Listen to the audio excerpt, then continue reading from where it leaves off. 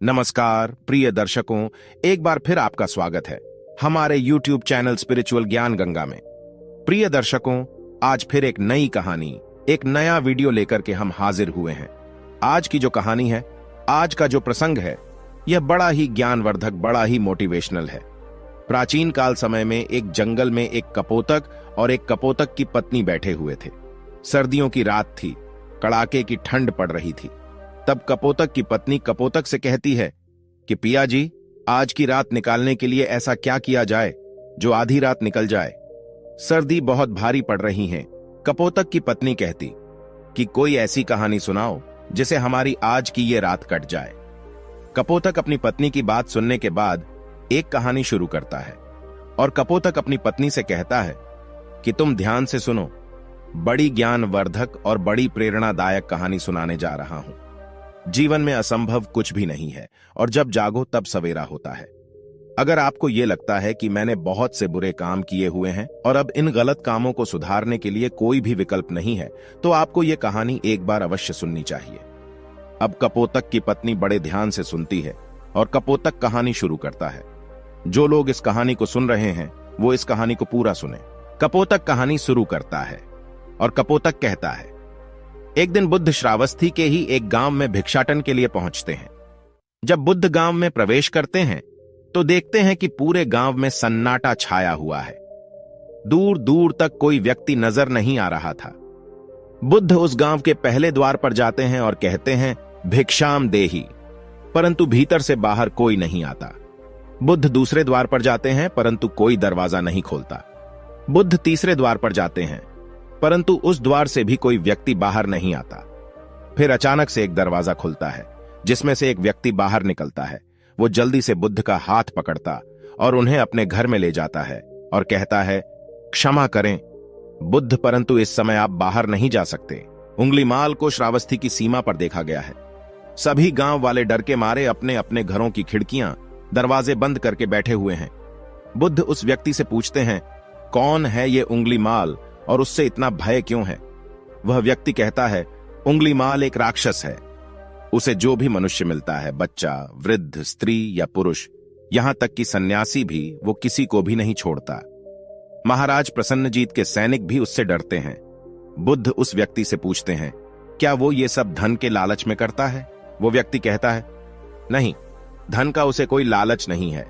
वो जब भी किसी मनुष्य पर वार करता है तो उसकी उंगली काटकर अपने गले की माला बनाता है, इसलिए उसका नाम उंगलीमाल पड़ गया है। और यह भी सुना है कि जब उसके गले की माला में 100 उंगलियां पूरी हो जाएंगी तो उसकी विनाशक शक्तियां और भी ज्यादा बढ़ जाएंगी।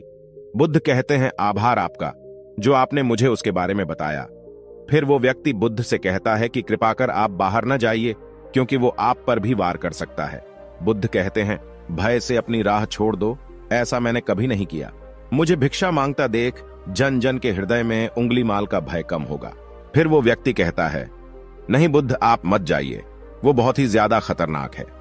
बुद्ध कहते हैं, वो खतरनाक नहीं बल्कि दुखी है और मुझे उसके पास जाना होगा क्योंकि उसे मेरी आवश्यकता है।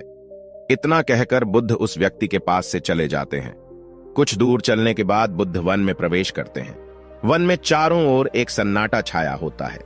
दूर दूर तक ना तो कोई मनुष्य और ना ही कोई पशु पक्षी दिख रहा होता है, परंतु बुद्ध अपने मार्ग में आगे बढ़ते रहते हैं। अचानक बुद्ध के सामने उंगलीमाल आकर खड़ा हो जाता है। उसका रूप इतना डरावना होता है कि कोई भी व्यक्ति उसे देखकर ही भयभीत हो जाए। उसके गले में उंगलियों की माला होती है, चेहरा और हाथ रक्त से सने होते हैं और शरीर बलशाली होता है। उसका रूप इतना भयानक होता है कि किसी भी साधारण व्यक्ति के प्राण तो उसे देखते ही निकल जाए, परंतु बुद्ध पर उंगलीमाल के इस डरावने रूप का कोई भी असर नहीं होता। बुद्ध कुछ क्षण तक एक शांत मुस्कुराहट के साथ उंगलीमाल की तरफ देखते हैं और फिर उसकी बगल से निकलकर अपने मार्ग में आगे बढ़ जाते हैं। बुद्ध को ऐसा करते देख उंगलीमाल को यह समझ नहीं आता कि उसके साथ ये हो क्या रहा है। वह मन ही मन सोचता है कि मुझे देखकर लोग या तो भाग जाते हैं या मुझे देखकर ही मर जाते हैं या फिर मुझसे अपने प्राणों की भीख मांगने लगते हैं।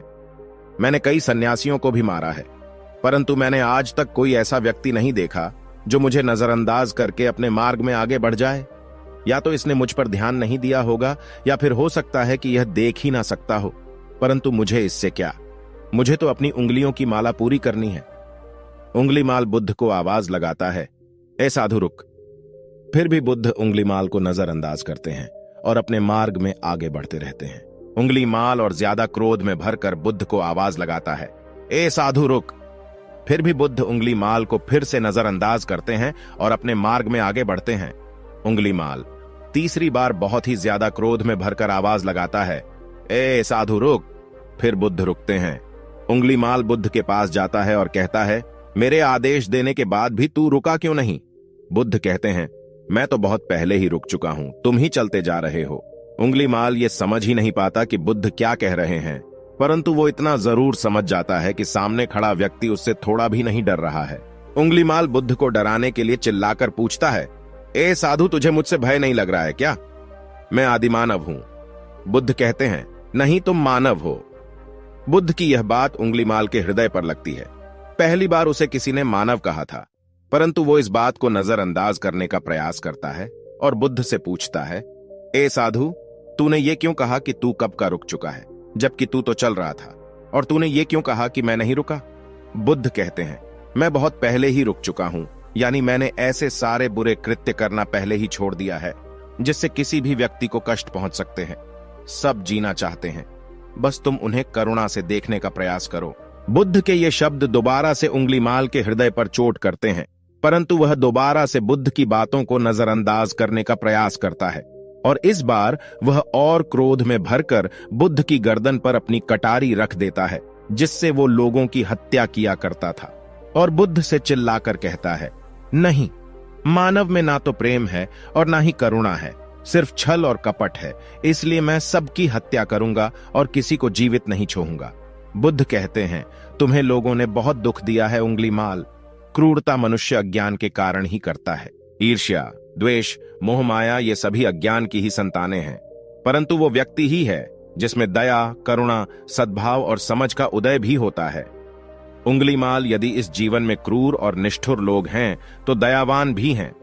बस तुम्हें अपनी आंखों से इस अंधेपन की इस पट्टी को हटाना होगा जो तुम्हें केवल बुराई ही दिखा रही है।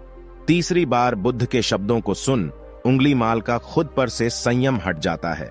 उसे समझ नहीं आता कि पहली बार उसे अपना आपा इतना कमजोर क्यों महसूस हो रहा है। वह कोशिश तो करता है क्रोध करने की, परंतु कर नहीं पाता। वो बड़ी हिम्मत जुटाकर क्रोधित होने का नाटक करके बुद्ध से कहता है, तुम और व्यक्तियों जैसे नहीं हो। बुद्ध कहते हैं, मैं हर व्यक्ति जैसा ही हूं, बस जागृत हूं और यह सिद्ध कर रहा हूं कि हर व्यक्ति में जागने की क्षमता है। मेरा मार्ग क्रूरता को दया में परिवर्तित करता है।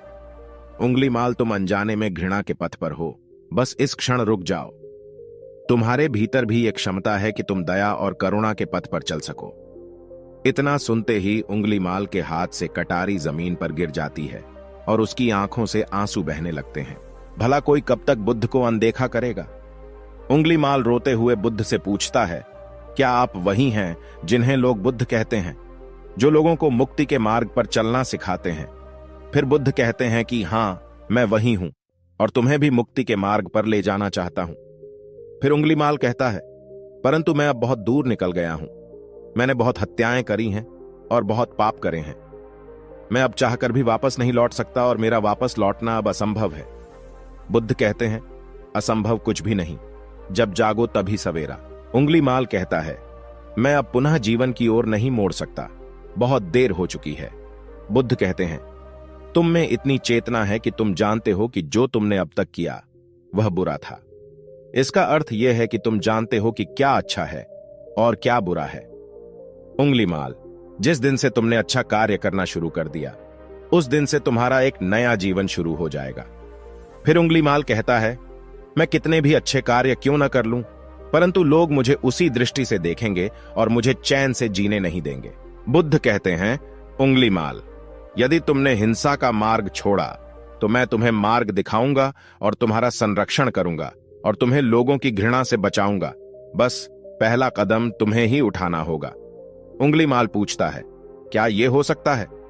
बुद्ध कहते हैं, अवश्य हो सकता है। तुम में असामान्य बुद्धि है उंगलीमाल, तुम परम सत्य के पथ पर बहुत आगे जाओगे। उंगलीमाल रोते हुए बुद्ध के चरणों में गिर पड़ता है और कहता है, मैं आपको वचन देता हूं कि मैं सारे बुरे कृत्य करना छोड़ दूंगा और आपके पीछे करुणा के पथ पर चलना सीखूंगा। कृपा कर आप मुझे अपना शिष्य बना लीजिए। हे अपना बुद्ध कहते हैं, मैं किसी को अपना शिष्य नहीं बनाता, बल्कि व्यक्ति स्वयं मेरे संघ से जुड़ता है। उंगलीमाल उसी समय बुद्ध का भिक्षु बन जाता है। बुद्ध का भिक्षु बनने के बाद उसका नाम अहिंसक पड़ जाता है। फिर बुद्ध ने जैसा उसका नाम रखा था और वो ठीक वैसा ही वह बन चुका था। जब अहिंसक प्रथम बार अन्य भिक्षुओं के साथ एक गांव में भिक्षाटन के लिए जाता है तो गांव के कुछ लोग उससे बदला लेने के लिए उसे लाठी डंडों से पीटने लगते हैं। जब ये बात बुद्ध को पता चलती है तो वे तुरंत उसे बचाने के लिए उसके पास पहुंचते हैं और अपने शरीर को उन लाठी डंडों के बीच में ले आते हैं जो अहिंसक को पड़ रहे थे। बुद्ध को देखकर वे गांव वाले डंडे और पत्थर मारना बंद कर देते हैं। सभी लोग बुद्ध से कहते हैं, बुद्ध क्यों आप इस हत्यारे उंगलीमाल की रक्षा कर रहे हैं? न जाने कितने लोगों की जानें ली हुई हैं इसने।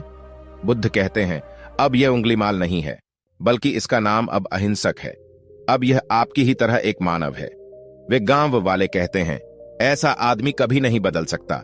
बुद्ध कहते हैं, यह बदल चुका है, बस आप सब लोग इसे अपनी पुरानी दृष्टि से देख रहे हैं। यदि यह उंगलीमाल होता तो क्या आप में से किसी में भी इतना साहस या बल होता कि कोई इसे एक उंगली भी लगा सके? यह आपका हर वार खाता रहा, और क्या इसने आप पर कभी पलटकर वार किया? नहीं ना। क्या यह परिवर्तन आपको नहीं दिखा? आज इसने अपना लहू बहा से अपने सारे बुरे कृत्य धो डाले हैं।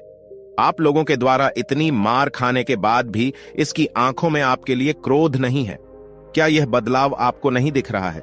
यह तो बदल गया, परंतु आप कब बदलोगे? इतने में ही उन गांव वालों में से एक स्त्री कहती है, यह परिवर्तन मैंने स्वयं देखा है।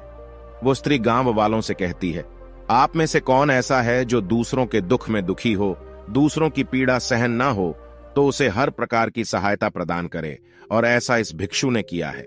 2 दिन पहले एक व्यापारी अपनी पत्नी को लेकर जा रहा था और उसकी पत्नी प्रसव पीड़ा से व्याकुल थी। तब मैं पास से ही गुजर रही थी, इसलिए मैं भी दौड़ी दौड़ी गई। उस स्त्री की पीड़ा बढ़ती ही जा रही थी। घना जंगल होने के कारण उसे कहीं ले जाया भी नहीं जा सकता था।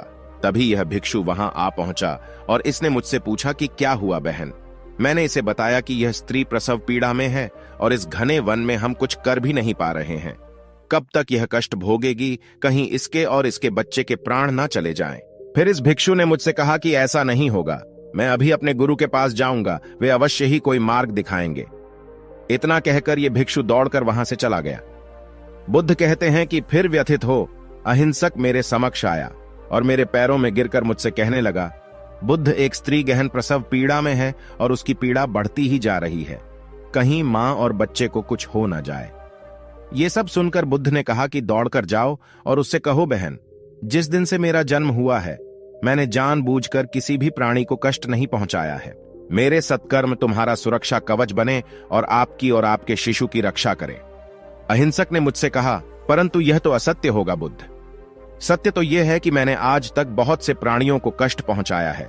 यदि मैंने ऐसा कहा तो वे माता और शिशु उसी क्षण प्राण त्याग देंगे। फिर बुद्ध ने कहा, तो तुरंत जाओ और उस स्त्री से कहो, बहन, जिस दिन से मेरा एक नया जन्म हुआ है मैंने सभी बुरे कृत्यों को त्यागा है और उस दिन से मैंने किसी भी प्राणी को कष्ट नहीं पहुंचाया है, और मेरे सत्कर्म आपका सुरक्षा कवच बने और आपकी और आपके शिशु की रक्षा करे।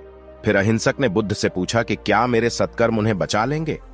बुद्ध ने कहा कि अवश्य यह तुम्हारी अपनी कमाई है, या तो तुम इसे अपने लिए बचा कर रखो या फिर किसी पराये पर खर्च कर दो। अपने कमाए सत्कर्म को किसी पराये पर न्योछावर करने से पहले अहिंसक ने एक क्षण नहीं सोचा और वो उसी समय उस स्त्री और उसके शिशु की जान बचाने के लिए वहां चला आया। वह स्त्री कहती है कि हां, यह भिक्षु दौड़कर वहां आया और अभी भी वो स्त्री गहन पीड़ा से जूझ रही थी। इसने अपने दोनों हाथ जोड़े और आंखें बंद करके कहने लगा, बहन, जिस क्षण से मैं भिक्षु बना हूं उस क्षण के बाद मैंने कोई भी ऐसा कृत्य नहीं किया जिससे कि किसी भी प्राणी को कष्ट पहुंचे। मेरे सत्कर्म आपके लिए सुरक्षा कवच बने, आपकी और आपके शिशु की रक्षा करें।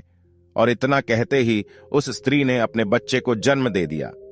फिर बुद्ध कहते हैं कि दूसरों के दुख से दुखी होने वाला यह व्यक्ति अहिंसक कैसे किसी को दुख दे सकता है? यदि यह भिक्षु मन का सच्चा ना होता तो वह स्त्री कब के अपने प्राण त्याग चुकी होती। फिर अहिंसक ने बुद्ध से कहा है कि इन्हें मत रोकिए बुद्ध, इन्हें मारने दीजिए, और तब तक मारने दीजिए जब तक कि इनके मन का क्रोध शांत न हो जाए। फिर बुद्ध अहिंसक से कहते हैं, कर्म और गुणों के भंडार हो तुम। आज तुमने अपने नाम अहिंसक को सिद्ध कर दिया है। बुद्ध और उस स्त्री की बात सुन वे सभी गांव वाले कहते हैं, आप सही कह रहे हैं बुद्ध, अहिंसक बदल चुका है और हमसे ही देखने में भूल हो गई थी। इस कहानी से हमें यह सीखने को मिलता है कि लोग सोचते हैं कि उन्होंने बहुत सारे गलत काम किए हुए हैं। अब इन गलत कामों को सुधारने के लिए कोई भी विकल्प नहीं है। इस पर गौतम बुद्ध कहते हैं कि चाहे आपने अब तक कितने भी बुरे काम क्यों न किए हुए होंगे, लेकिन अगर आप एक विचार को अपने मन में लाते हैं कि अब मुझे कुछ सही करना है, तो वही विचार आपके रूपांतरण का कारण बन सकता है। पर सबसे जरूरी बात यह है कि क्या आप पहला कदम उठाने के लिए तैयार हैं। तो प्रिय दर्शकों, हमारी आज की यह कहानी यहां समाप्त होती है। हम उम्मीद करते हैं कि आपको हमारी आज की यह कहानी, आज का यह वीडियो पसंद आया होगा और आप इससे ढेर सारी प्रेरणा लेंगे। मिलते हैं अगली ज्ञान चर्चा के साथ अगले वीडियो में। तब तक के लिए नमस्कार, धन्यवाद।